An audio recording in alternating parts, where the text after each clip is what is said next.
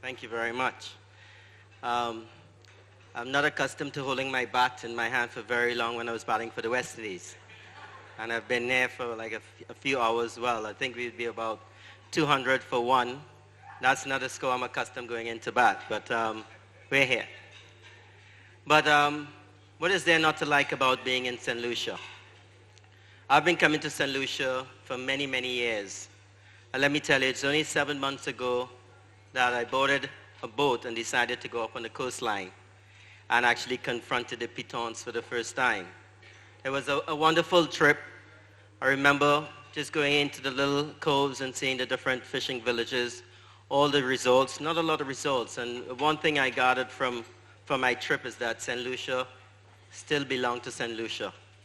And we can't say the same for a lot of other Caribbean islands.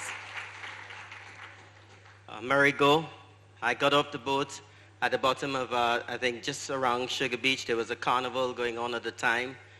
And I went to Fondo, which I had a wonderful stay there for a few hours before boarding my flight and heading out of St. Lucia. But you have a lot of the natural trails, you have waterfalls, you have the world-renowned sulfur springs in Soufrière. When you get to Castries, you got all the different places on this point, Pigeon Point, which I've been on many times for Jazz Festival. Gros Islet on a Friday night is one of my best spots. And of course, Beauséjour, which is the home of a couple hundreds that I've made in my career. And in terms of strike rate, I think that that cricket ground, if I'm scoring 100 every 2 innings, I'd love to play there more often than not. But you know, when I get to 200, what happens? I start thinking very big.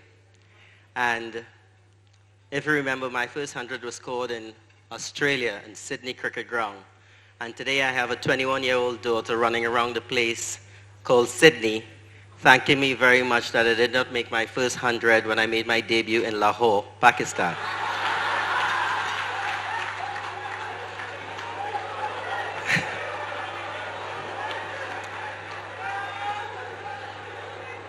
Ladies and gentlemen, I don't know, I'm almost sure that you know the name Francis Mindu Philip. Do you know that name? Born a few months after my dad in August of 1927. My dad was born in May of 1927. And Mindu learned his cricket at the Aloysius Roman Catholic School. His dad was actually a carpenter, and he didn't do that trade for very long because he was given a job as a handyman at the Victoria Park cricket stadium, which was actually the only first-class stadium that they had for cricket in St. Lucia back in those days. It also serves other purposes for athletics, for rugby, for football, and even for a lot of cultural shows. But getting back to Mindu, he had a friend called Stanley who said that Mindu was a destroyer of all types of bowling. He was one of the best all-rounders, and he was reputed as one of the best all-rounders in the Caribbean who actually never got a looking for the West Indies cricket team. His only actual international experience was against Australia playing for the Windward Islands in 1955. Mindu, on his retirement, followed in his father's footsteps, and he became the main curator at Victoria Park. He was also a referee. He was the president of the Referee Association.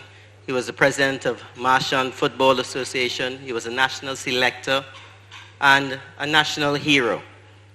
In 1971, I think he was awarded the British Empire Award as well. And you're wondering how much I know about this guy if I've ever met him. I actually met Mr. Philip. And when I met him, Victoria Park was not Victoria Park. It was the Mindu Philip Park, and quite rightly so. He said to me, I remember very vividly, I was only 18 years old, and I came here to play for the West Indies under 23 against Pakistan as the captain. We were playing against Imran Khan and that great team. And he said to me, young man, I understand you're the captain.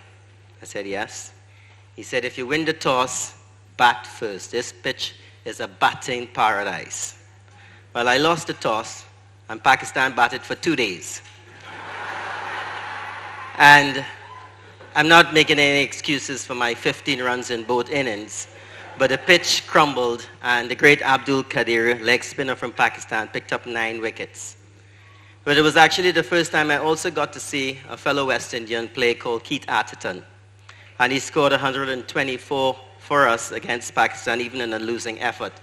And I looked at Jimmy Adams, who was my teammate and someone who I grew up through the ranks with, and I said, Jimmy, this guy's in a different class to us, and he agreed. Well, another very important thing to understand in 1988 when I made my first trip to St. Lucia was that even from Mr. Mindu Phillips' playing days to then, St. Lucia was still looking for its first international cricketer. St. Vincent had the likes of Mike Finley, Alfonso Roberts, Winston Davis. Dominica had the Shillingford. They also had Norbert Phillip. But St. Lucia had no one. And it was only until 2004 when the West Indies was having a disastrous tour of England. I was captain of that team and a very disenchanted individual at the time. And we picked a one-day team to represent us in the Tri-Nation Cup. And the name Darren Sammy popped up, and I had no clue who Darren Sammy was. Playing for the West Indies, I didn't have the opportunity to play much first-class cricket.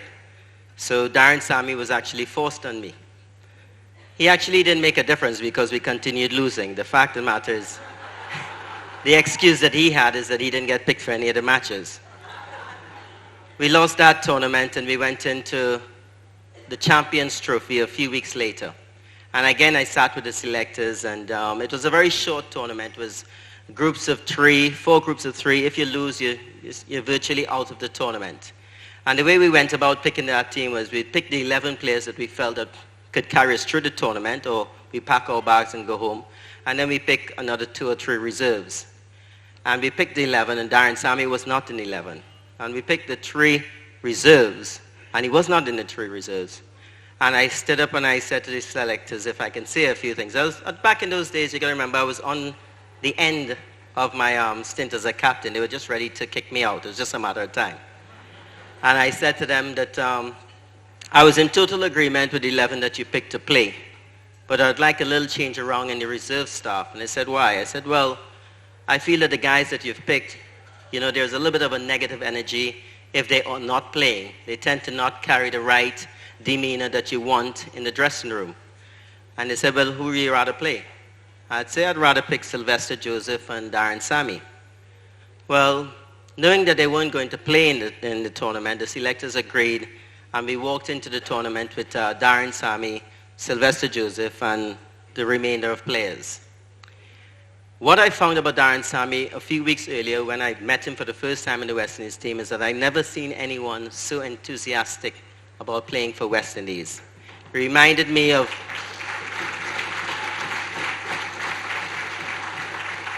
the days when I first started and I had to share a dressing room with Sir Vivian Richards, Gordon Greenwich, Desmond Haynes.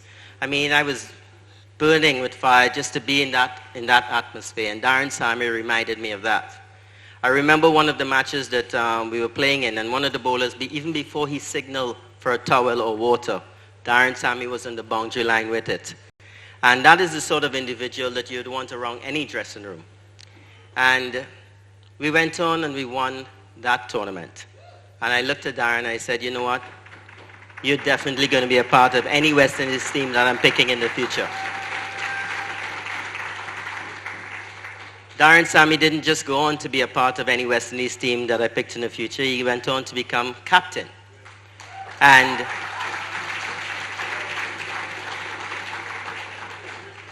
maybe one of the most successful captains that we've had in the last 30 years of West Indies cricket. 2 World Cup wins, and I'm very friendly with some of the present selectors, and they still to answer me, how could a guy win a World Cup and can't see the team the next time that they made the field? That is almost impossible to understand. Today, like many years ago, when you renamed Victoria Park Mindu Phillip Park. I think that you've done yourself a great service by changing Bezaju to Darren Sammy's cricket ground. I think it's a wonderful bestowment to maybe one of your greatest sportsmen that you've had thus far. St. Lucia don't only just have one international cricketers, you have more. Johnson Charles and a couple others that I'm sure that's going to not just play for West Indies in the near future, but play for a very, very long time. I think one thing I must also say is that I know that you would want to hear a little bit about my career, a little bit about something that I've done or some sort of experience. And I was just mulling over in my head, what could I put in a package that feels that, you can give you the best and worst of me, because I'm almost sure that on many occasions that I've had you feeling very proud, and then on many occasions I've had you feeling very disappointing. And I believe that there was one watershed moment in my career, and I think it's 1998, 1999, where during a 5-month period, I felt most humiliated, and by the end of that 5 months, maybe the happiest cricketer around. I don't know if you remember, in late 1998, we were about to tour South Africa. And we were held up in a hotel in London with a pay dispute with the West Indies Cricket Board. And we were washing our laundry right in front of the harshest journalists in the world, in England. And they were quite happy to sort of lap up everything that we were doing right in front of their doorstep.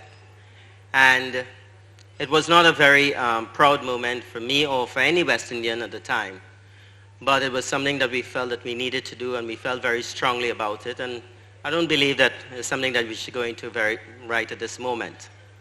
But I remember one of those nights that we were stuck at the hotel, I got a letter underneath my door from the late Nelson Mandela.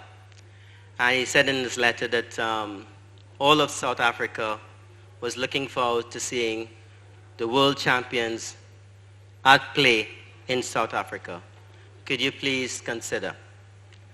Well, we immediately packed our bags, forgot the argument that we had with the West Indies Cricket Board, and we headed down to South Africa to fulfill Mr. Mandela's dream.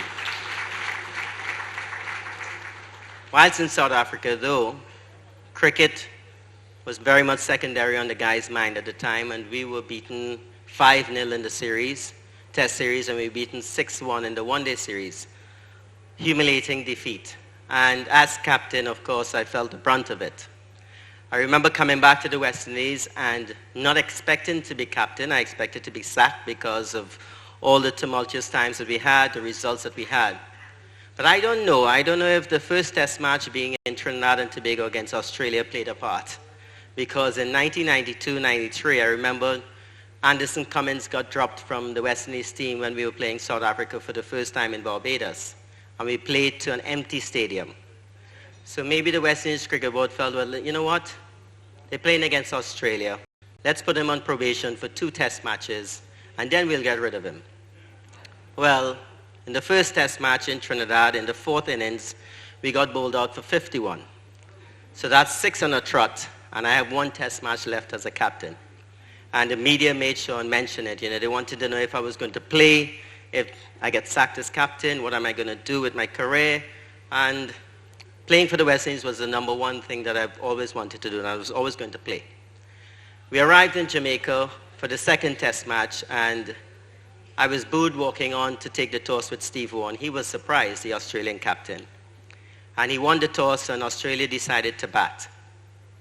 And I sat in the dressing room, and I started thinking, the captain of any cricket team walks about 5 yards in front of the players before they all enter the field. And there's the George Headley stand. I don't know if you know Sabina Park. There's this big George Headley stand behind me. And I felt that, if I walk 5 yards in front of this team, I can get a red stripe bottle in my head. Well, I felt, I got to brave it. And I took for the field. As I entered the field, the great Courtney Walsh, one of my teammates, actually the guy who I replaced as captain, put his hand around my shoulder and the whole of Sabina Park went quiet. And that was maybe the most magnanimous thing that anybody have ever done for me. Australia went on that day and they made 275 around there. And we had about 45 minutes to bat in the evening. And by the end of the 45 minutes, the West Indies were 36 for 4. 51 in our last innings all out, 36 for 4 already in Jamaica. I was not out on about 2 or 3, and I went to my room, and one of my Jamaican friends brought some jerk chicken and jerk pork, and he sat there, and he said, you know what, you guys are going to win this test match. I wanted to know how huge this spliff he smoked was, because no way a team that made 51, 36 for 4, I'm thinking, could we save the follow-on? Well, the next morning, we got to the cricket ground, and the Australians were warming up, we were warming up, and on the field was the practice facility. And I was, as I said, I was not out, and I put my pads on, and I went to the nets, and the Australians was in the nets. And I said to Steve, well, can I have a net? I'm going to bat in half an hour. He said, you're going to have the net when we finish. I said, we are batting now, so why can't I have it now? He said, well, we're going to be batting soon. I said, okay, no problem. Since you know you're going to be batting soon, not a problem at all. And I took my bat and my pads, and I went on the side on the grass, and I had a knock up. And my determination just grew. And from 36 for 4, myself and Jimmy Adams took it to 375 for 4 in the same day.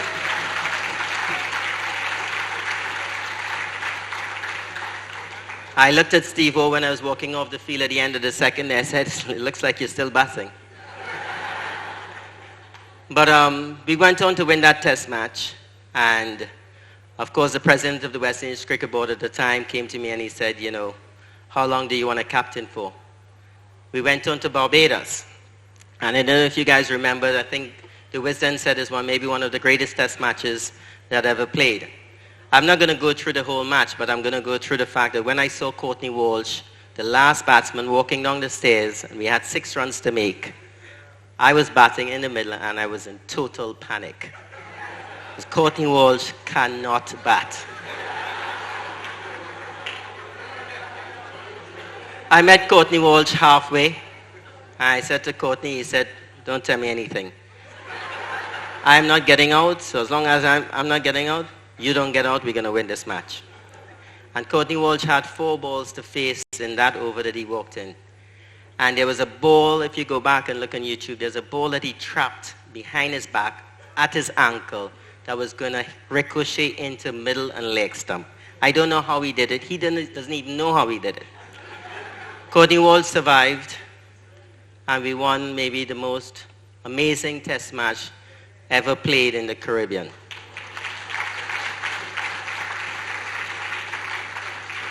We left Barbados 2-1 in the series, and we went to Antigua only looking for a draw so we can actually regain the Sir Frank Worrell Trophy. Well, as you know, I have this up and down relationship with West Indian fans, and I scored 180 balls, and we lost the test match, and I was blamed for losing the test match for scoring 100 too quickly.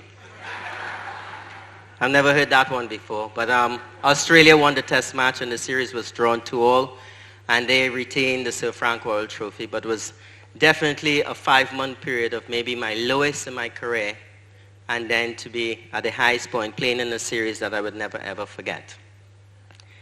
Ladies and gentlemen, it's been a pretty much wonderful evening. I think, I know it's been a very long one, so I'm not going to keep you much longer. I just want to say a very, very big thank you for Mr. and Mrs. Chastanet for having me this evening, and to inviting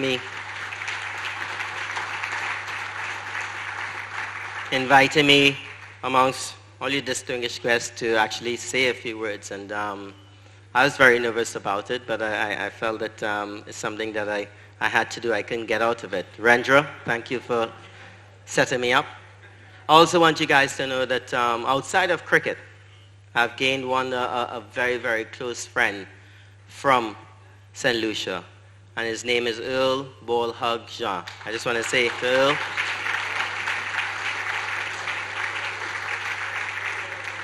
we have adopted him in Trinidad. I hope you guys know that. And I just gave him a visa to come across for a few days, and we're going to have him back. But ladies and gentlemen, it's been a wonderful evening. I want to thank you very much for having me. Appreciate it.